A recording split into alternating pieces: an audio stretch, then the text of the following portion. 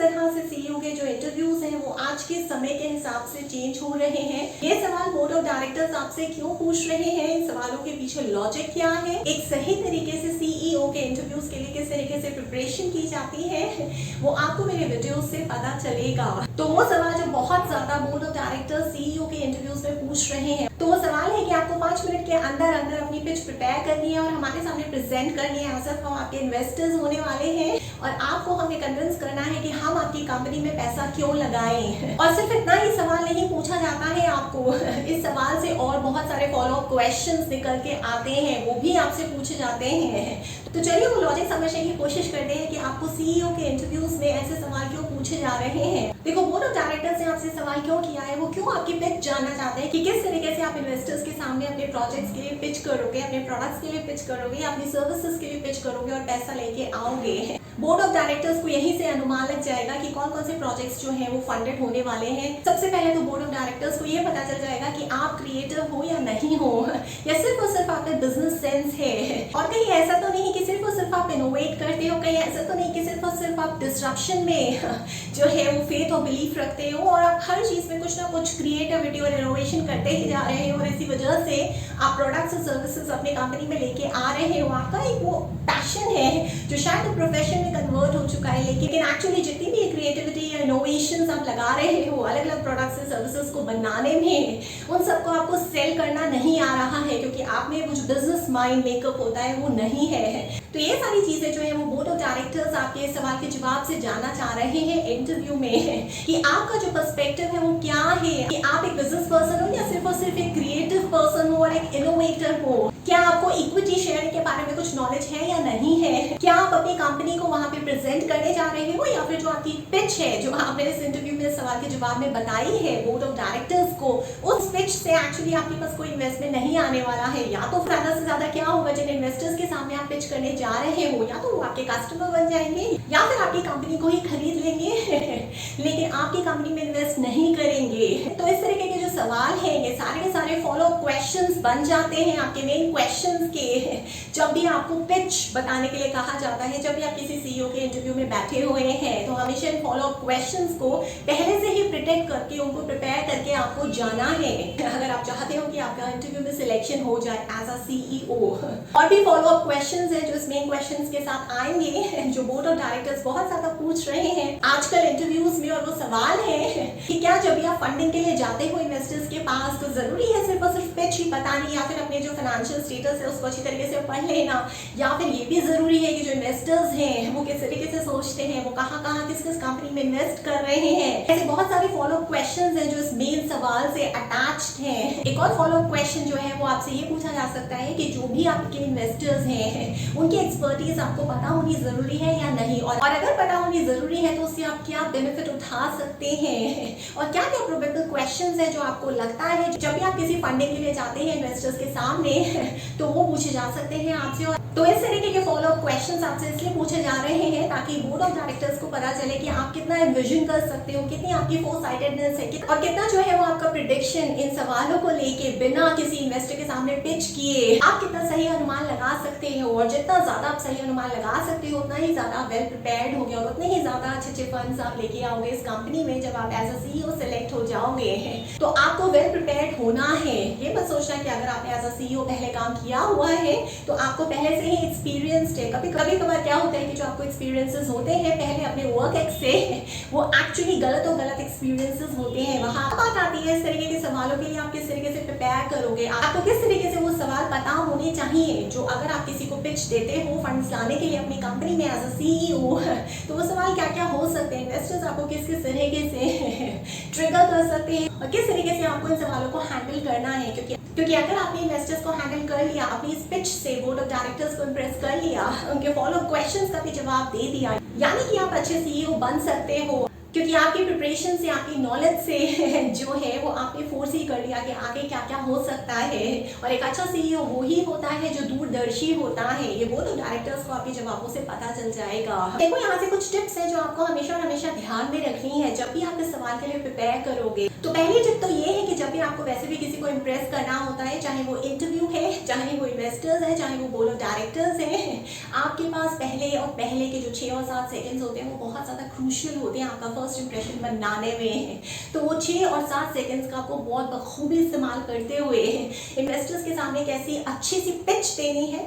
जिससे वो मना ही ना कर पाए आपकी कंपनी में इन्वेस्टमेंट करने से। आपके पास मुश्किल से मुश्किल सिर्फ और सिर्फ 5 मिनट होते हैं किसी भी इन्वेस्टर को हाँ या ना करवाने के लिए। अगर इन्हीं 6-7 सेकंड्स में आपने वो इंप्रेशन डाल दिया इन्वेस्टर्स पे, तो समझ लो कि 5 मिनट के अंदर अंदर आप इन्वेस्टर्स को मना लोगे आपकी कंपनी में इन्वेस्ट करने के लिए। ये मेरा चैलेंज है आपको। तो आपकी जो पिच है वो इतनी ज्यादा क्रिस्प होनी चाहिए जो सिर्फ और सिर्फ 1 से 2 मिनट के अंदर अंदर खत्म हो जाए, उससे ज्यादा नहीं। और हो सके तो आप कुछ डेमो के लिए भी लेके जा सकते हैं और वहां बैठे इन्वेस्टर्स को आप इनवाइट कर सकते हैं अपने प्रोडक्ट या सर्विसेज का लाइव डेमो एक्सपीरियंस लेने के लिए। क्योंकि तो अगर आपने इन्वेस्टर्स को कोई भी चीज लाइव डेमो एक्सपीरियंस करा दी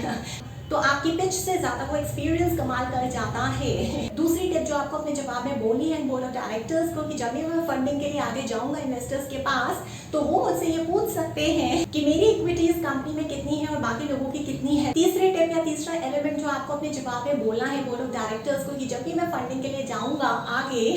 जब मैं एज ए सीईओ सेलेक्ट हो जाऊंगा, इस इंटरव्यू के बाद मुझसे पूछा जाएगा कि आपकी कंपनी का फ्यूचर क्या है, आप किस तरीके से ग्रोथ चाहते हो, आपके जो रेवेन्यूज है वो क्या है, क्या आप ग्लोबल होना चाहते हो, क्या आपका जो बिजनेस मॉडल है वो सिर्फ और सिर्फ आप ही चला सकते हो, और अगर नहीं, अगर कोई उसे रेप्लिकेट करके भी इस्तेमाल में ला सकता है तो फिर आपके प्रोडक्ट या सर्विसेज में कोई ऐसा डिफरेंशिएटिंग पॉइंट नहीं रहेगा जिसकी वजह से इंडस्ट्री में आप हमेशा और हमेशा टिक सको। आप जो पैसा हमसे डिमांड कर रहे हो उस इन्वेस्टमेंट को आप कहाँ लगाओगे, किस किस तरीके से लगाओगे और कैसे कैसे लगाओगे, कब कब लगाओगे, ये पूरा का पूरा एक्शन प्लान आपको चॉकआउट करना है और इस तरीके से आपको बोर्ड ऑफ डायरेक्टर्स को बताना है। कुछ और फॉलो अप क्वेश्चंस में बोर्ड ऑफ डायरेक्टर्स आपसे ये भी पूछ लेते हैं कि और किस तरीके के सवाल आप एक्सपेक्ट कर सकते हो, या फिर वो एक सवाल क्रिएट कर देंगे आपके सामने कि अगर आपका इन्वेस्टर ये करता है और ये नहीं करता है तो उसका क्या मतलब है, इससे आप क्या समझते हैं। जैसे वो ये क्वेश्चन कर सकते हैं कि आप जा तो रहे हो फंडिंग मांगने के लिए, इन्वेस्टमेंट के लिए, लेकिन एक्चुअली जब आप वहां गए, आपने पिच किया, वो इन्वेस्टर जो है वो आपका कस्टमर जरूर बन गया, उसने आपका प्रोडक्ट खरीद जरूर लिया, या फिर उसने इंटरेस्ट जताया कि वो आपकी कंपनी को ही एक्वायर करना चाहता है, वो आपकी कंपनी को ही खरीदना चाहता है, या फिर वो आपको जॉब ऑफर कर रहा है लेकिन वो इन्वेस्टमेंट के लिए तैयार नहीं हुआ आपके प्रोजेक्ट में। तो इससे आप क्या समझते हो, इससे आपका क्या कंक्लूजन निकलेगा। तो इसका भी जवाब आपको बहुत ही ज्यादा टैक्टफुली और डिप्लोमेटिकली देना है, क्योंकि ऐसे इंस्टेंसेस होते हैं जब आप फंडिंग के लिए आगे जाते हो। इसी वजह से जब भी आपको फंडिंग के लिए जाना है, सिर्फ और सिर्फ पिच से काम नहीं चलेगा, आपको वो लाइव डेमो का एक्सपीरियंस अपने इन्वेस्टर्स को वही बुला के देना है। प्लस आपको अपने फाइनेंशियल स्टेटस पूरा का पूरा पता होना चाहिए कि आपके पास अभी कितना पैसा है, आपके पास पहले कितना पैसा था। प्रॉफिट नहीं बल्कि ग्रॉस प्रॉफिट और नेट प्रॉफिट के अलग अलग एग्जैक्ट फिगर्स पता होनी जरूरी है। आपको हर साल की अलग अलग इंडिविजुअली एग्जैक्ट फिगर्स पता होनी जरूरी है। आपको क्वार्टर वाइज अलग अलग मैट्रिक्स की जो है वो एग्जैक्ट फिगर्स पता होनी चाहिए। और आपको ये भी जवाब आना चाहिए कि जब इन्वेस्टर्स आपसे पूछेंगे कि जो पैसा आप हमसे लेने जा रहे हो उसका इस्तेमाल कैसे करोगे, वो आपको पूरा का पूरा एक्शन प्लान आना चाहिए। वो पैसा आपको क्यों चाहिए उस वक्त इन्वेस्टर से। मान लीजिए आपके पास ऑलरेडी कोई इन्वेस्टर है जो आपकी कंपनी में उस प्रोजेक्ट में ऑलरेडी पैसा लगा चुका है या लगाने वाला है, तो अब जब आप पिच करने गए हो सेम प्रोजेक्ट के लिए बाकी इन्वेस्टर्स के सामने, उनको ये पता चलता है आपके जवाबों के थ्रू कि ऑलरेडी आपके पास इस प्रोजेक्ट में अलग अलग इन्वेस्टर्स हैं, तो वो ये आपसे पूछ सकते हैं कि आप उनके पास क्यों आए हो पैसा मांगने के लिए। आपको ये जस्टिफाई करना आना चाहिए और उस तरीके से आपको अपना जवाब प्रिपेयर करना है कि जो इन्वेस्टर्स ऑलरेडी आपके इस प्रोजेक्ट में पैसा लगा चुके हैं वो किस किस तरीके की एक्सपर्टीज आपके लिए लेके आ रहे हैं, और ये जो इन्वेस्टर्स अगर ये भी आपके प्रोजेक्ट में पैसा लगाते हैं तो वो किस तरीके की अलग डिफरेंशिएटिंग एक्सपर्टीज आपके इस प्रोजेक्ट में लेके आएंगे जो पहले इन्वेस्टर्स के पास नहीं थी। तो इस तरीके से डिप्लोमेटिकली आपको अपने जो जवाब है वो क्रिएट करने पड़ेंगे, क्योंकि चाहे आप कॉर्पोरेट वर्ल्ड ले लो, चाहे आप सोशल एंटरप्रेन्योरशिप ले लो, चाहे आप एनजीओज ले लो, इन सभी को फंड्स की जरूरत कभी ना कभी तो पड़ती ही है। बिना फंड्स की सस्टेनेबिलिटी आ ही नहीं सकती है। तो इस तरीके से आप आप जब भी किसी सीईओ के इंटरव्यूज के लिए जा रहे हो, आपको पहले से ही क्वेश्चंस जो है, क्या क्या एक्सपेक्टेड प्रोबेबल क्वेश्चंस आपसे बोर्ड ऑफ डायरेक्टर्स कर सकते हैं, ये आपको गाइडेंस मिल जाएगी मेरे वीडियो से। और जवाब की भी गाइडेंस आपको मेरे वीडियो से मिल ही रही है। और किसके भी मैं एक चीज और बोलना चाहूंगी कि जब भी आप इस तरह के सवालों को प्रिपेयर कर रहे हैं कि आपको सीईओ के इंटरव्यूज में पूछा जाएगा कि जब भी आपको मौका मिलेगा किसी भी प्रोजेक्ट के लिए पिच करने का इन्वेस्टर्स के सामने, तो आपको किन किन बातों का ध्यान रखना है। तो मेरी सलाह मानिए, सबसे पहली चीज जो आपको ध्यान में रखनी है वो ये है कि आप सर्च करिए कि जो ये इन्वेस्टर है उसकी एक्सपर्टीज क्या है। अगर मैं इसको लेता हूं तो ये किस तरीके से मेरे बिजनेस में एक और स्ट्रेंथ लेके आ सकता है। उसी इन्वेस्टर को चूज करिए जो आपसे ज्यादा इंटेलिजेंट है,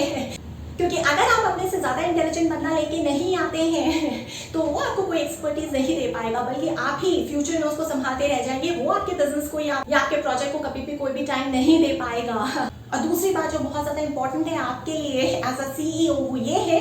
कि जिस भी इन्वेस्टर को आप चाह रहे हैं कि वो आए और आपके इस प्रोजेक्ट में इन्वेस्टमेंट करे, वो इन्वेस्टर आप है आपके उस प्रोजेक्ट में इन्वेस्टमेंट के लिए या सिर्फ और सिर्फ पैसे के लिए आप इसे लेके आ रहे हैं। क्योंकि अगर आप एक ऐसा इन्वेस्टर लेके आ रहे हैं जिसकी एक्चुअली एक्सपर्टीज वो है ही नहीं है, वो सिर्फ और सिर्फ आपके काम की वजह से, आपके हुनर की वजह से, आप जितना कमा रहे हो उस वजह से आपके पास आ रहा है, तो वो आपके प्रोजेक्ट में कुछ भी कॉन्ट्रीब्यूट नहीं कर पाएगा। इसी वजह से आपको पहले सर्च करके रखना है कि फलाना जो कंपनीज है वो कहाँ, कैसे प्रोजेक्ट्स में, किस डोमेन में जो है वो अपना पैसा लगाती हैं। जहां आपने इन्वेस्टर के इमोशन को समझ लिया, जहां आपने इन्वेस्टर के इन्वेस्टमेंट को समझ लिया,